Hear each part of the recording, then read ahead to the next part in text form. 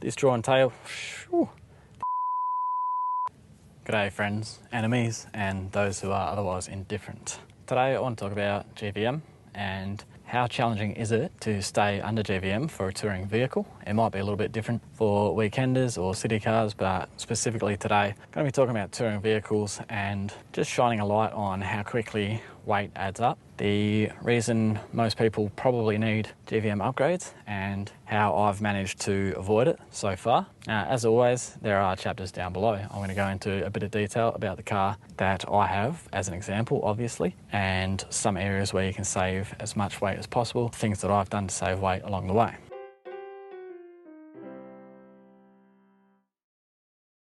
So generally speaking, what we're talking about here are utes with roughly 1 tonne payload. Wagons usually have a little bit less payload, but things that we talk about here will still apply to wagons as well as they do with utes. You might have even less payload to play with.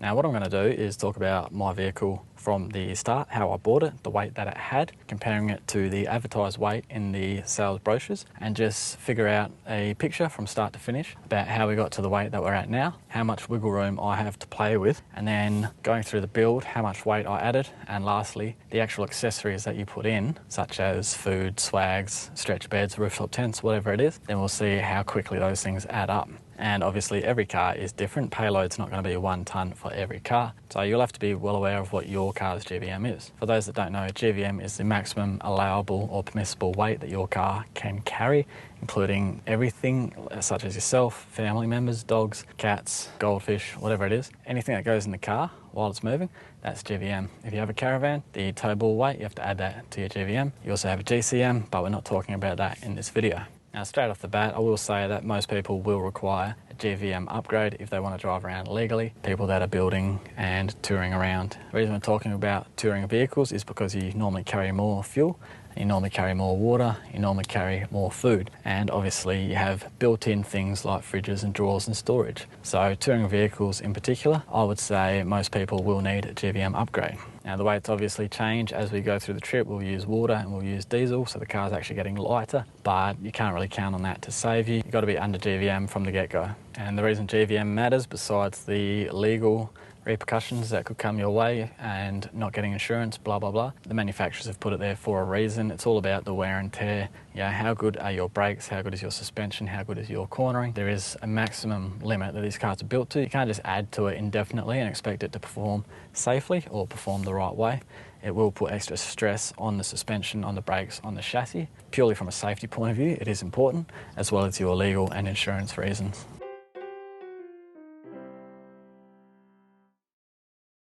So the car we're looking at here is a 2015 Mazda BT50 XTR model. That is one model below the highest, which is GT. It is an extra cab, or super cab they call it. And when I purchased the car, it looked like this. It had a heavy duty steel tray and a bull bar, some spotlights. And to be honest, I don't think there was much else done to the car at all. Now I took it over a weighbridge and I got 2,356 kilos. Now that's pretty heavy considering what the brochure advertises this as. They don't specifically advertise an XTR super cab chassis, only the tub models. So I've had to kind of extrapolate a little bit, and subtracting the weight in dual cabs between XTRs and XTs, I can come up with a pretty good guess about what a cab chassis XTR would weigh in the super cab form. So one thing to note, obviously different specs will have different weights because you have more technology. Sometimes you have more sound deadening.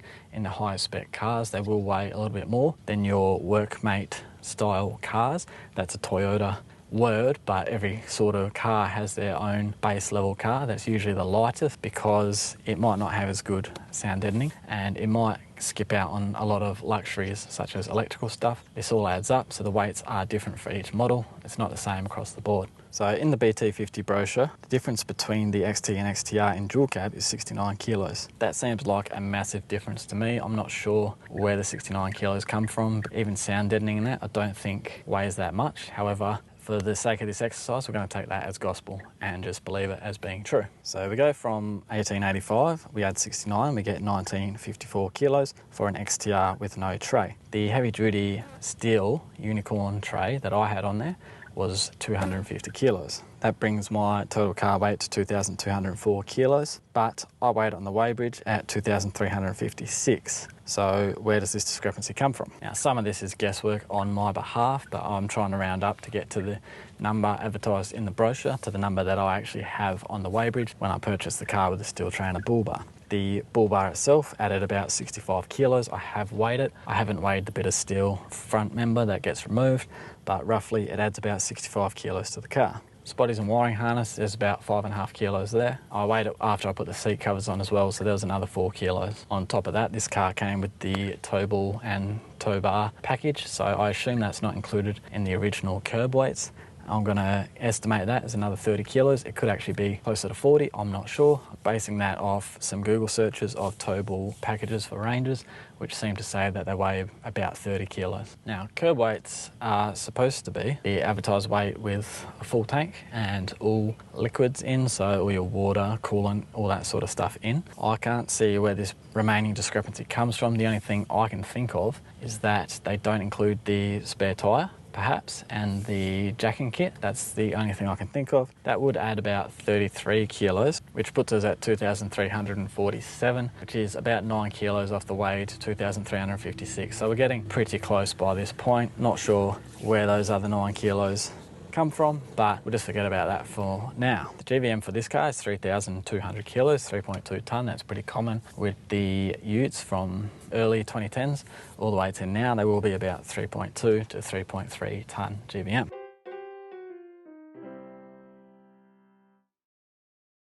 This is where I took control of the car and I started to modify the car. I had weight in mind when I was doing it, so I did make some decisions along the way to help reduce the weight, and we'll talk about that as we go through them. But everything that I did to the car, I weighed. So I weighed what I removed and I weighed what I put in for every different modification. So just run through those quickly and I'll add up the tally up here just so we can see how they all add up. Diff breathers, bash plates, recovery points, fuel filter catch can, snorkel, drain valve, auto transcooler, roof console, canopy. Didn't add any weight because it was 250 kilos and the tray was 250 kilos. So that's just a dead even. Insulation, rubber matting, engine bay, electrical work, aluminium tie downs, roof bars and the headboard, the battery, the inverter, the Red Arc BMS 30 with the screen and the little shunt. We got the Blue Sea, we got the cable, we've got the fuses, the awning, the new one that I've got, not the original one that I put on. Interior lights, switches, SIG sockets, we've got Maxtrax brackets, fire extinguisher bracket on the front seat there. We've got the solar panel and associated wiring, the fridge and the fridge cage, drawer table combo that I'm standing in front of now. Twin air compressor is hard mounted, so it's not removable. That is now a modification, not an accessory. Little switch panel that I did at the front, the rear view camera system, UHF system, reverse and side lights, the winch and the winch controls, the 240 volt RCD load center, overhead shelf, built-in water pump system, that's hard mounted as well. We've got the suspension and the intercooler pipes and exhaust as well. That was actually a reduction because they were shorter and lighter weight. The sound deadening, the dash cam, the long range tank includes the extra capacity diesel weight, so that's not just the weight of the tank itself. And the head unit was again a weight reduction, it's a lot more slimline. The 5 wheels and tyres, not too big of an upgrade there. I did a few jobs off camera. This was mostly to get rid of some things to reduce the weight wherever possible, and I changed the King's headlights for some Firelight 5000s. They were actually lighter weight as well, so there's a weight reduction. So at the end of all that, what we have is 2,715 kilos basically, and that is keeping in mind that I made a lot of decisions with weight in mind.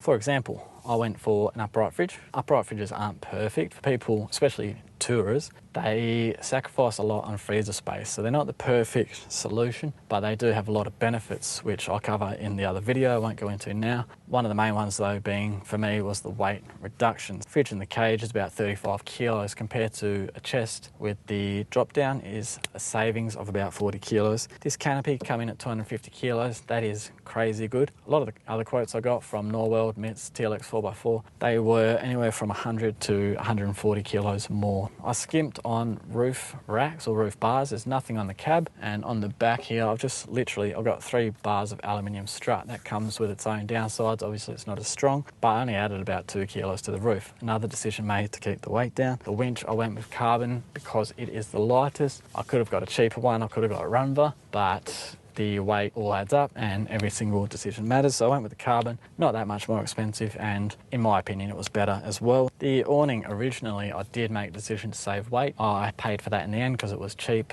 and pretty crap, and it snapped, so I've now got a bit of a heavier awning on there. But in regards to how heavy awnings get, as in 35 to 40 kilos, this one's only about 25, so even so, still saving a bit of weight there. Dash plates, I went for the aluminium. Now this is not as big a saving as it could be. It depends if you're comparing it to 4mm steel or 3mm steel. From 3mm steel, you might save 2 or 3 kilos. 4mm steel, you will actually be saving a good 10 to 15 kilos. Obviously, I went for a lithium battery, which is crazy savings weight-wise, as well as a smaller footprint, faster charging, blah, blah, blah. But for the weight we're talking about here, I've got 125 amp hours, 100 amp hours usable. For an AGM with 100 amp hour usable, this would be 60 kilos. It'll be 35 kilos heavier than what I've got in the back there. The wheels and tyres, I didn't go for 33s, I didn't get steels, I stuck with alloys. A lot of that is to do with the weight, same thing with mud terrains. I can always upgrade later. Alloys, 31.5 inch, all terrains, just keeps the weight lighter, rolling resistance lighter, and I've made other small decisions like keeping a small inverter and not getting seduced into having every creature comfort that you can imagine. So all up with these decisions, I've saved anywhere from 220 to 250 kilos. It's hard to pin down exactly. Now that 2,715 with GVM of 3,200, my remaining payload is about 480 kilos. But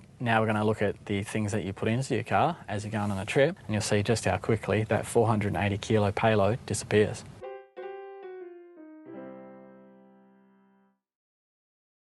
So we've got 480 kilos, and we'll keep a track of how that disappears in the corner there as I go through some of the things that you'll have to add to the car as you go on a trip. So about 80 kilos for me. Say I've got a 60 litre water tank, I fill that up. I don't think I get a true 60 in there, but we'll say 55 litres goes in. That's 55 kilos gone. Gas bottles, swag, stretcher bed that it sits on, the camp chair, a sleeping bag, 1 kilo for the pillow in there. Ensuite tent, my reserve water source, the jerry can weight plus the 20 litres of water in there. All these ratchet straps that I have throughout the car is another 2 kilos. Digital tyre inflator, plus the tyre repair kit, plus the bottle jack that I've got under the seat. Got some DeWalt tools, got a saber saw and a 1/2 inch drive rattle gun. Other tools that I have include the socket set here. It's an assortment of pliers and screwdrivers, a breaker bar with a ratchet head, and some pry bars and some clamps for brake line. On top of that, in here is the hammer and some cable ties, because you never know when you need cable ties. For my recovery gear, I've got winch dampers here. I've got 4 Max Trax recovery boards. In here I have a winch extension rope, I've got a tree trunk protector, I have a bridle, I've got a winch ring, I've got a rear recovery shackle, I've got soft shackles, and I've got bow shackles as well. And I have this jump starter pack under here because I don't have dual starting batteries. The SmartTech hot water system for warm showers, gas cooker, pots, pans, fry pans underneath. Got a jet boil here for making coffee, all the cutting boards, and this dishes tub, plates and cups. The bowls are in the dirty laundry at the moment. We've got in here colanders and expandable bowls, cooking utensils. We've got cutlery, as well as some stuff for making coffee. In here is dishwashing liquid, laundry detergents, Glad wrap bags. Got some stuff for cleaning the windscreens. We have soaps, we have insect repellents. On the other side we've got sunscreen and deodorant. We have the porta potty itself, and we have toilet paper for the porta potty, and that's not including water in the porta potty. We've got a tarp over here, and I have upgraded the pegs in everything. So these are super pegs, and I have more pegs and guy ropes in here, including some longer sand pegs. Got a first aid kit, a snake bite kit, and a PLB, and a knife. I've got spare parts, spare fuses for all my electrical system. The dustpan and a scrubber. All of these storage bags, not the stuff in them, just the bags themselves, including this one up here. Over there we've got a bin. Got the organiser hanging on the fridge, ProTrek Jerry box, rear wheel bin. A seat organiser on the back of both seats, and we have these hanging clothes organisers. At the back here, we've got an inflatable stand-up paddleboard. We've got some towels, clothes, and then we have some shoes, hats. Camera gear is quite heavy, The trundle drawer lid and different paper maps and stuff. Food, quite empty at the moment, but normally I will say 5 kilos. So after all that, I have 95 kilos to spare. So pretty easy to stay under GVM, hey? But then you've got to start to consider the things that I actually don't have. I don't have a light bar, I don't have a roof rack on the canopy or the roof. I don't have a rooftop tent, I don't have rock sliders, I don't have brush bars, I don't have mud terrains, steel wheels, I don't have a 6th wheel, I've only got 5. I don't carry tyre levers, I don't have dual starter batteries, I've only got my starter battery, and then I've got the house battery or the lithium. I don't have a slide out pantry, which I would love to have, or a slide out kitchen set, one of those fancy ones that you see getting around. They add a lot of weight. I don't have a camp oven, a table, a chainsaw, a trolley or a high lift jack. I don't have solar blankets. I don't have drop down fridge slides, to name a few. These are some common things that a lot of other people do have. I also don't have diff drop kits. I don't have adjustable upper control arm. I don't have aftermarket seats, self-fi boosters, AM, FM radio boosters. I don't have spare CV joints. I don't have a big inverter. I don't have a big lithium. So you can see how hard it is to stay under GVM in the future as I upgrade and change things. Maybe I go to mud terrains, maybe I go to steel wheels, maybe I get sick of the swag and I want to add a rooftop tent. Then I can't. I actually bought rock sliders and got them delivered from Queensland, and then I realised the weight of them and how close I was getting to GVM, and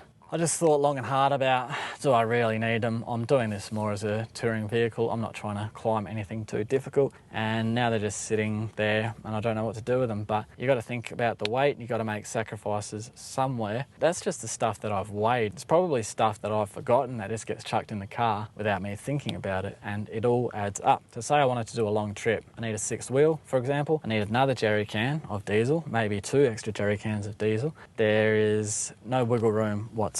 If you're someone who travels with another person, you've got the other person's sleeping gear, possibly some more food, as well as that person's weight. So GVM is very hard to stay under. I've made a lot of decisions during the build process to try and stay under, and even I am getting to within 95 kilos.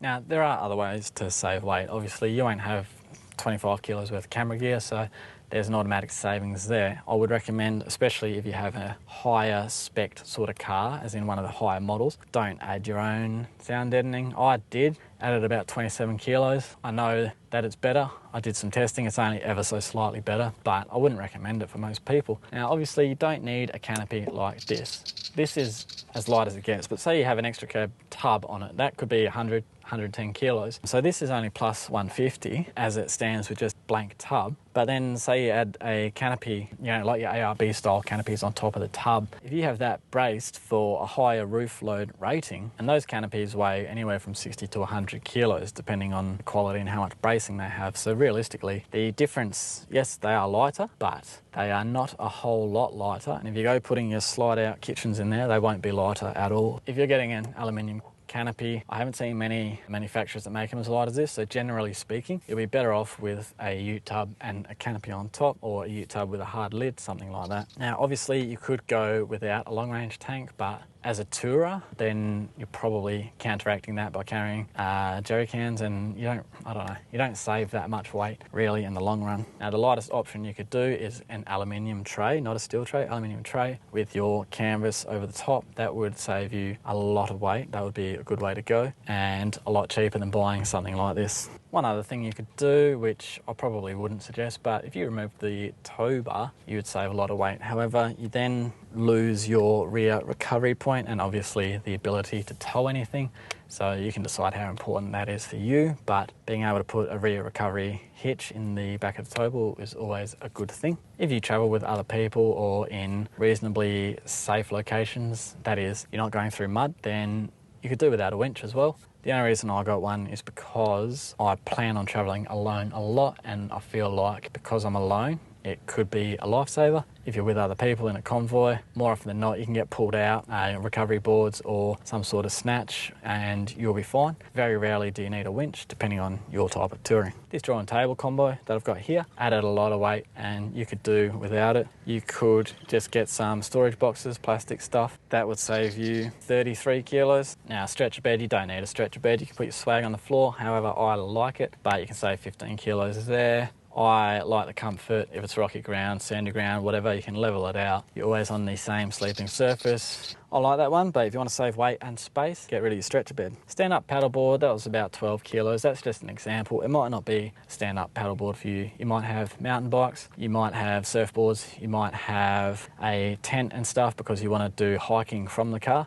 and do overnight trips somewhere, so you might have other stuff. It's just an example of things adding up, but you could have a lot of fishing gear or something like that, which adds up to an equivalent weight. Now the shower, that is a comfort thing you absolutely could do just with your typical overhead showers where you fill it up, leave it in the sun, and then you wash yourself off at the end of the day. Again, that's another way. If you want to save weight, then get rid of the fancy showers. Use some water, some wet wipes or whatever you got. Now the porta potty, a lot of people think that they can save weight by not dealing with that. Yes, you can to a point, but then there are some places, if you want to camp there, you have to be self-sufficient. The rangers will come around and check. You are supposed to have a porta potty. Some people, I think, get away without them, which saves space and it saves weight. If you want full access to every campsite, then you do kind of need one. Now the weight of water, I added 75 kilos. I got 55 in the tank and 20 extra. If you're traveling around built up areas, realistically, you don't need that much because you can fill up more often. So you could carry 40 litres and just fill up more often, or buy big 10-litre water bottles in Woolworths or Coles or whatever. You could reduce that weight a little bit as well. But for longer trips, then you probably can't reduce that weight because you won't have shops to stop at.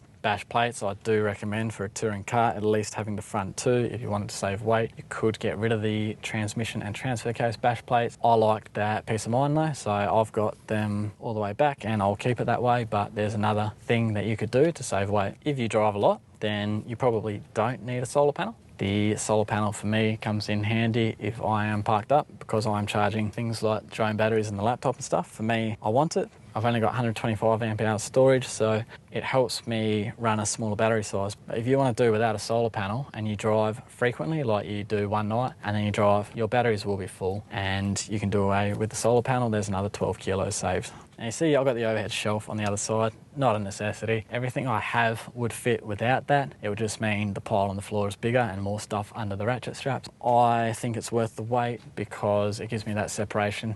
It makes my life easier. These are just some of the things that you have to consider when you're building a car. Everything is a compromise in one way or another. I will accept the weight for the ease of storing things and makes it easy to find stuff. I've actually weighed everything. So like all my cutlery and that's not just a random weight thrown out. I've weighed them all. I weighed all the seat organisers, all my little storage boxes and speakers and camera gear. I did weigh it all. You can see how quickly it all adds up, and I genuinely think most people will require a GVM upgrade. Even myself one day, because I think one day I'm going to be sick of the swag and the stretch bed and I'm going to go for a rooftop tent. And I think one day I might do one trip that needs a sixth wheel just to be safe, or I might do a trip where I feel like I need mud terrains and I need steel wheels just because I'm going more remote. So there are some ways to stay under GVM, the things we talked about. Obviously there are other things. If you have something major that I've missed, then leave it in the comments. Off the top of my head, I can't think of much else. There are other options on the market as well for bull bars. You can get alloy bull bars or nudge bars, things like that. So you don't have to go the full hooped bull bar, which does add more weight. The aluminium bull bars, I've read that there sometimes is cracking around where your floodlights mount. I'm not sure if that's true, if they've been improved, or if that's just old information that keeps getting repeated, but there are other options, things to look at. So there you go, that's it for that one. That is the look at GVM, and hopefully that's given you an idea of just how quickly, not only modifications, but the accessories that you put in the car will just drain that remaining payload limit that you have. I've managed to stay under GVM, but probably I won't forever, so one day I will have to do a GVM upgrade. And this car is great for what I want right now as a solo traveller, but a lot of people don't travel solo. A lot of people travel with other people, possibly with pets, possibly with family, so it is something that is quite a challenge to stay under GVM. So I'm not really trying to tell anyone anything in particular. I'm just trying to shine a light on where the weight goes and how quickly it disappears, and there's a few suggestions for things I've done which I could have saved weight on, things you can do in the future to save weight. Thanks for watching. Even less payload to play under GVM when you see. Don't know what I poured it. Firelight. The 5 kilos to spare. This draw and tail as well.